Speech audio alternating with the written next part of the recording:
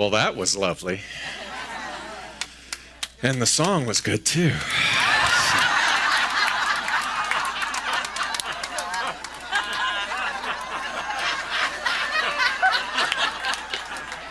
That's my husband, by the way. I can say those things.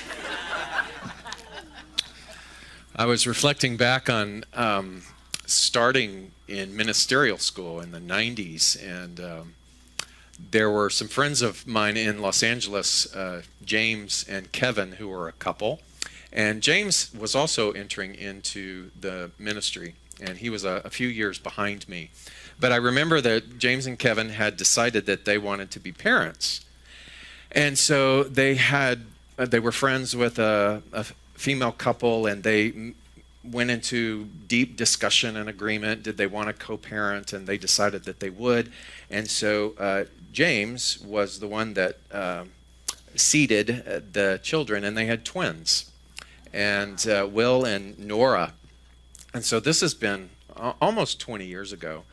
And Nora just got an incredible shining light. You know those exceptional children? Their emotional intelligence is far beyond their years. We call them old souls. And Nora, I know you know Nora from teen camp, because she was a major fixture there. She taught herself how to play the guitar when she was barely that high. The guitar was actually bigger than her.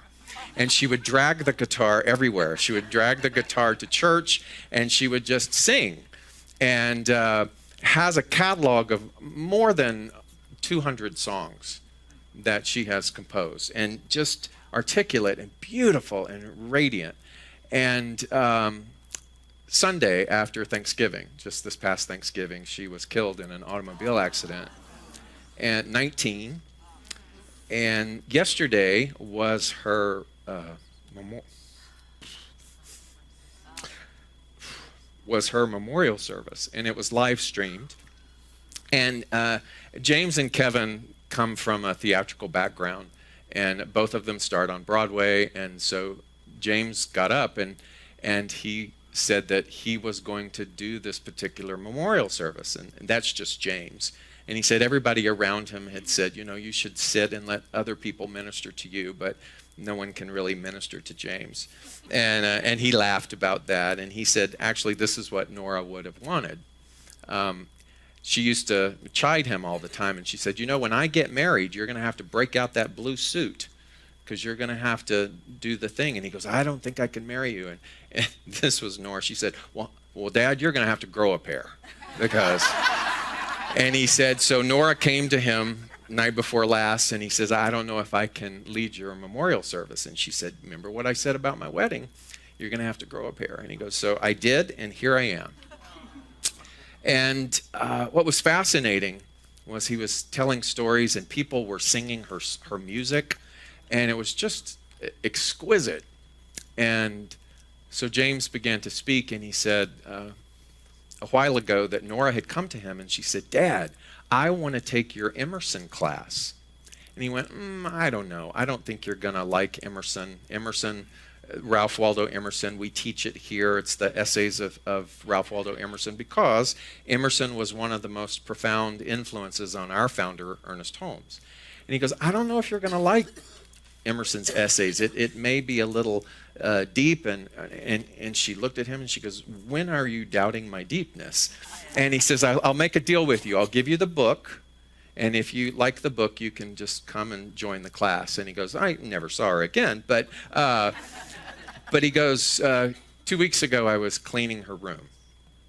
And I found the book. I found Emerson's essays by the bed. And he goes, I sat on her bed and I just flipped it open. And she had been reading it because she had marked in it. And he goes, I opened it up and there was a piece of paper that was acting as a bookmark. And it was from the essay, The Oversoul, which, if you remember last week, I actually quoted from Emerson's essay, The Oversoul, about the fact that since the dawn of time, we have never fully scratched the surface of everything that there is to know. And we never will. And the beauty of that, and the encouragement of that, and to never reside in that place that thinks that we know it all, because the perpetuation of that intelligence is something so vast that we will spend the rest of our earthly years trying to really understand as much as possible to the degree of our willingness. And he said, I opened the book and she had underlined this from the Oversoul. From within or from behind, a light shines through us upon things and makes us aware that we are nothing but the light, for the light is all that we are. The light is all that we are. We are nothing but light. We are nothing but light. And this journey of our human experience is really a journey of remembering and forgetting. And I've said that numerous times throughout my, as Ty calls them, my 2 executive terms here. I've said that many times, that this thing that we understand life to be, the human experience, is just a series of remembering and forgetting. And so this month, the theme has been finding your North Star. The North Star, Polaris, is famous for being the guiding light, that thing which all navigation has been based upon. And interestingly, the North Star, the Polaris star, is not the star that is represented in the story of the birth of Christ. That's the Star of Bethlehem. And the Magi were not traveling north, they were traveling east. But the same metaphor applies, that there's something about a star.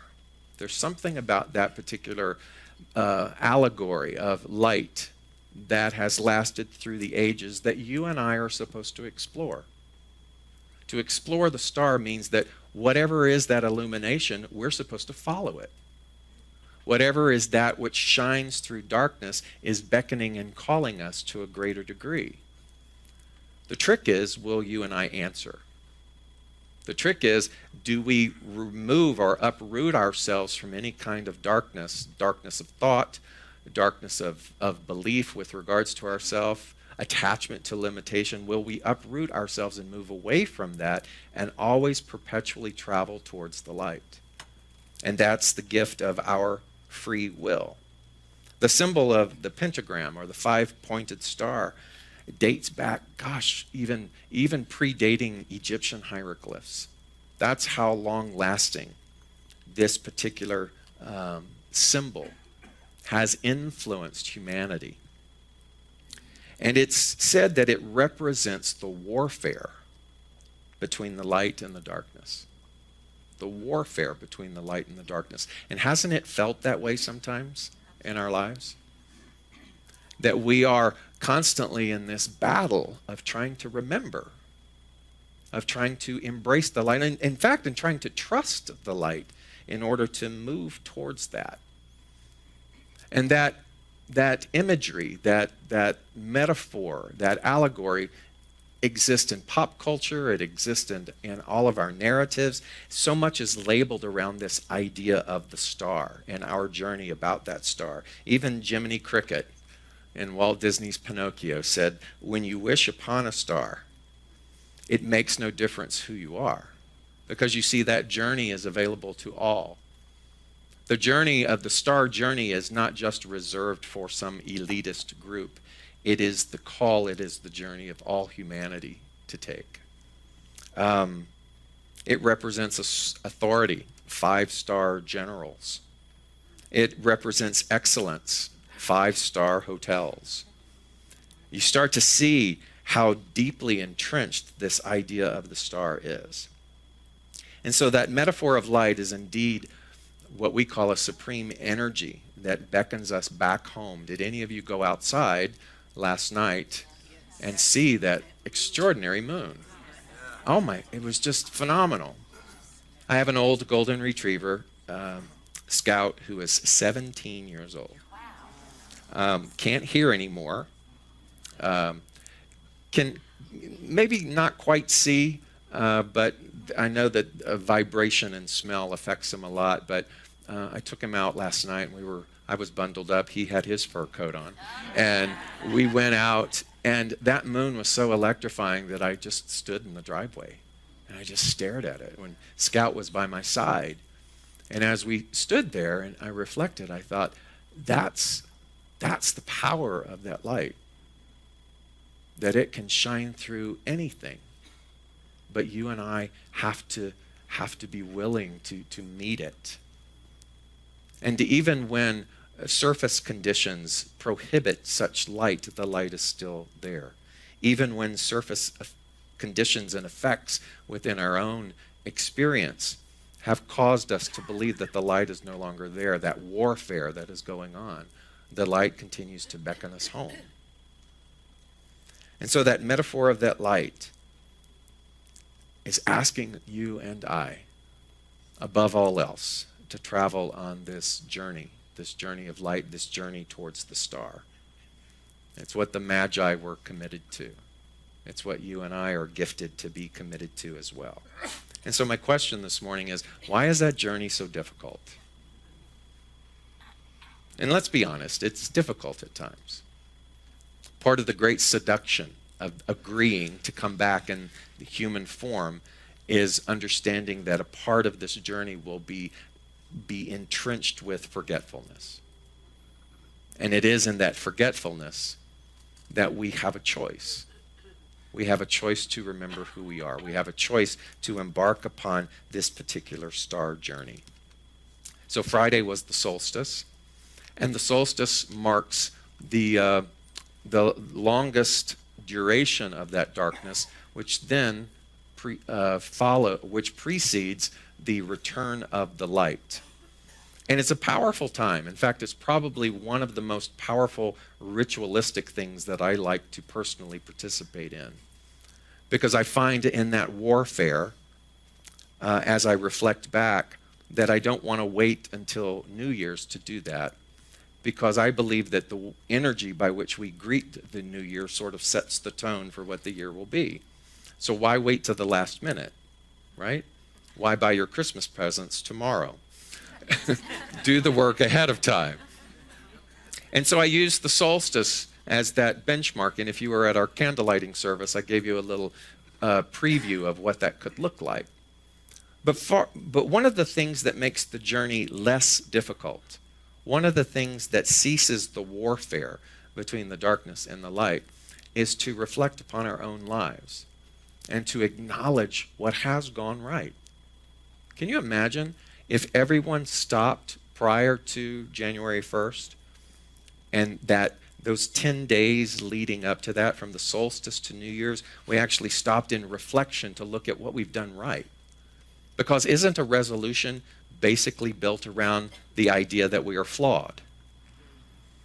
And what kind of a resolution would that be? What kind of legs would that resolution be if really what we're entering into an activity is the centralized idea that we are darkness, that there is some absence of light inside of us, rather than realizing that we are brilliance?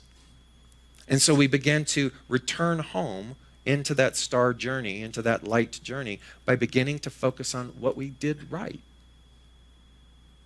And so Friday night, when the darkness set early, I sat down and I began to reflect on the things that I was proud of, the things that I felt I had saw through from beginning to end, things that in my life I would be willing to have that put down in the great autobiography or the narrative of who I think that I am. And I treated it with respect. And as I wrote those things down, I allowed those things to come to be the predominant thing rather than the darkness of my flaws. And I began to think about those and ponder over those. And I want to encourage you to do the same thing between now and New Year's. Don't wait for the New Year benchmark to make your resolution. And don't make your resolution about trying to improve something that you think is wrong with you. Do the work first. Part of the star journey is recognizing that the illumination will have the meaning that it has for you when you understand, as Emerson said, that all you are is light. All that is a reflection of what you and I are. And so what is the barrier between that? What would happen if we fully owned and recognized our light being? How different would our lives be? How much more in love with this thing called life would we be experiencing? And so we do that part. We pause long enough to reflect on that. And then we practice active listening. I like to think that, yes, we are light and we are a soul. The soul is light. And have you ever been to a place so beautiful that it takes your breath away? I like to think that there is a temple within our own being, a light temple, a temple within our soul that is so breathtaking, it's indescribable. And that temple of our soul resides within us. And so what does your temple look like? Is it made out of wood? Is it made out of crystal? Is it made out of glass? What is the temple of your soul? Because somewhere in that temple, there is a throne or a stool or a rock or a place that is your resting place. And it is the place for optimization. That optimization is where when you ask the question, the answer is given immediately. Not from something external, not from seeking wise men or wise women or prophets or sages outside of us, but understanding that every question that we have, we also have the answer. But how many of us go into the temple of our soul and take the time to listen? Because so many times when the pain of the warfare of the darkness is up, we want to run to something external to fix it, don't we? We want to put that responsibility on other people. We want to put that responsibility onto other figureheads or to other organizations, forgetting that part of the journey of light, the star journey, is recognizing the paradox that even when the question is being asked, the answer resides. And so to practice that active listening, for me, is getting in touch with what that soul temple looks like. And to begin to sit and to ask the question, but then to actively listen. And that's one of the things that's preparatory. That the reflection on what has worked, and then the preparatory listening is the thing that sort of fertilizes the soil of our being. So that by the time the new year rolls around, between solstice and the new year, we have a choice. And that choice then is to take an action. Because as we've said before, in order to grow, we have to outgrow. And that means between now and New Year, we begin to discard and declutter all of the things that veil the light of our being. What does that look like? Sometimes those are habits. Sometimes those are excuses. Sometimes those are people. Sometimes those are things that we have committed to that really don't resonate with our soul. Sometimes it is learning to say no rather than to automatically say yes because we want others to like us. Those are the types of things then that we begin to discard and to declutter and to bring in the light as we systematically remove the veil from our own being. It's like removing the cloud cover from that which is the sun or the moon or the stars. We get to do that for our own selves. The question is, are we willing? And sometimes that forgetfulness is so powerful because all that we have ever known is the false story that we have told ourselves. So once there was this fisherman, I like to call him a foolish fisherman, who lived with a clever wife. Don't all foolish fishermen live with a clever wife? And one evening the man sat down to dinner, and he was hungry, and he did not wait for his soup to cool, and he ate it too quickly, and he burned his tongue. "Soup is dangerous," he said. "I will never eat soup again." The next day he went fishing in the stream. A fish ran away with his hook, and he said, "That's it. Fish, take my hooks. I will never fish again." And when he got home, his dog was so excited to see him that he ran between his legs and knocked him over, and he said, "This is it. The dog is trying to hurt me. I am not safe to have a dog anymore." And he chased it away. And that night he had a bad dream. "That is it," he said. "In the morning, dreams don't like me. I am never falling asleep again." Then he choked on a piece of meat, tripped on his pants as he was pulling them up. He got rain under his collar as he left the house.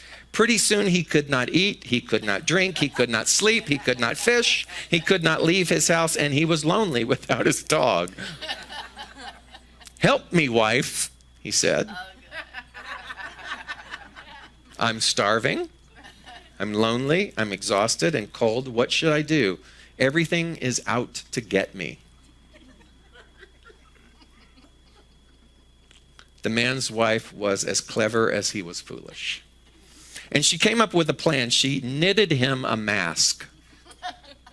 She said, "Here, husband, put on this mask and the things will not know that it's you.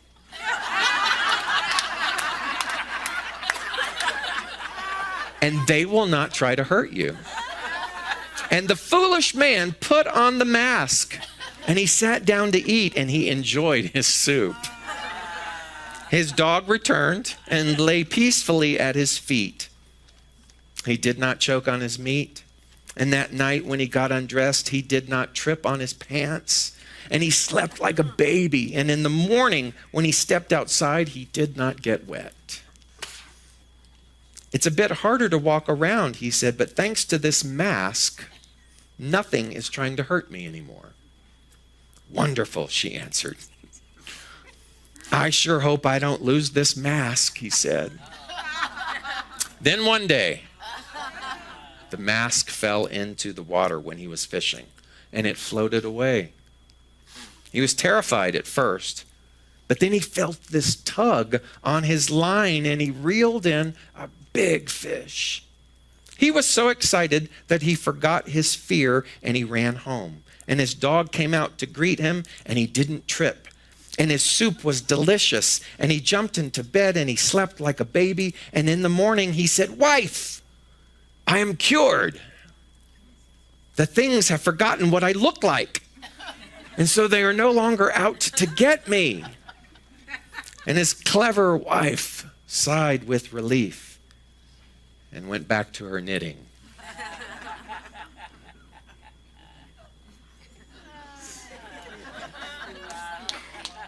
You see, we wear so many masks. So many masks. And every single mask that we wear that has been personally applied because of our fear, that it has been personally applied because of our pain, those are the things that prevent us from seeing the light. And yet, the light has always been and always will be there. And so what is ours to do? Is to wake from the great sleep of our forgetfulness and to begin to remove one mask after another, after another, after another, in order that we may be available to walk this journey, this star journey, this journey of light, in the way in which our soul was designed. And so, what will you and I do? Emerson said, "From within or from behind, a light shines through us upon things, and it makes us aware that we are nothing but the light, and that is all." Understand this. Whatever mask, and we're all wearing masks, by the way. But you and I will, I read this and I loved it, you and I will not be able to talk butterfly language with caterpillar people.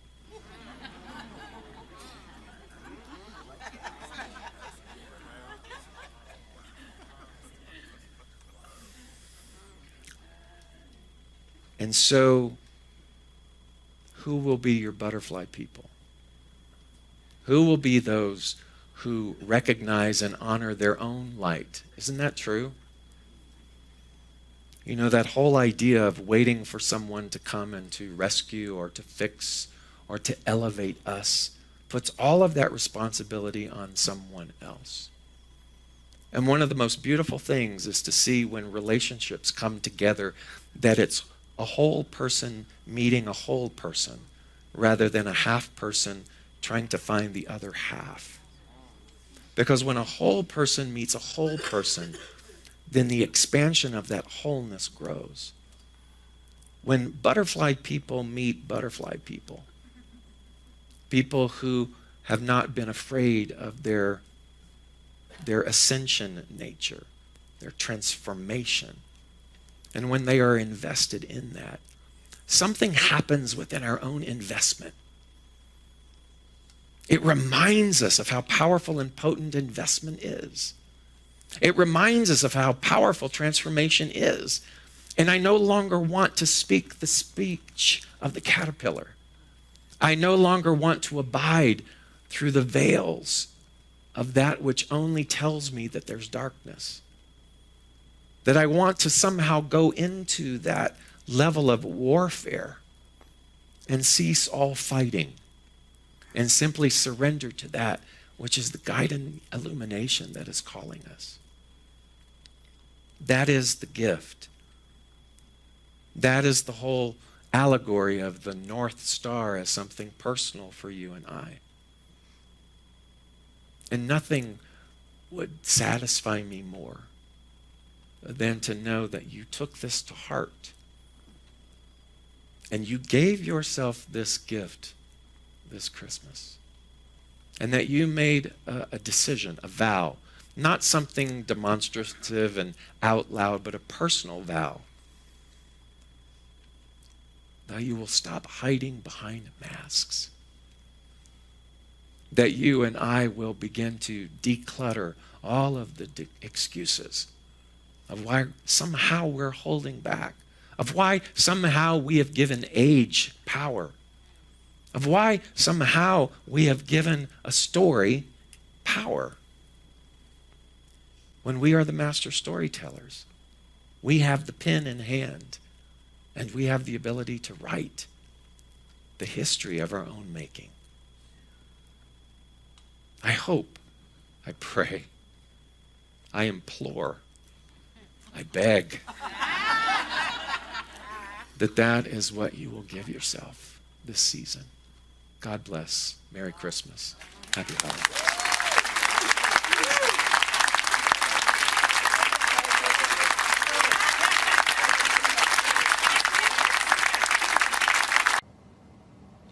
Hi, I'm David Ault, and I simply want to say thanks. Thanks for taking the time to watch our broadcast here at Spiritual Living Center of Atlanta. We have a vision, and that vision is to reawaken all to their spiritual magnificence. And one of the ways that we are able to do that is through this very medium of broadcasting. So if you got anything out of this, if you felt in any way inspired, or if something spoke to you directly, then I extend an invitation to you to become a part of our family by donating. And there are many ways in order for you to be able to do that. One is to simply go to our website at slca.com. And there you will find all different kinds of prompts that will help you support what it is that we are doing here in Atlanta. One way is to become a pledger. That means that you decide on a monthly basis that you are going to help us with this vision. Another way is to donate through our management system called Fellowship One, another through PayPal, and another even easier way is on your cell phone. You can do what's called text to tithe, and that number is 404-796-7030. Again, thank you so much for your support, and I invite you to come back weekly to see what it is that we're up to. Blessings.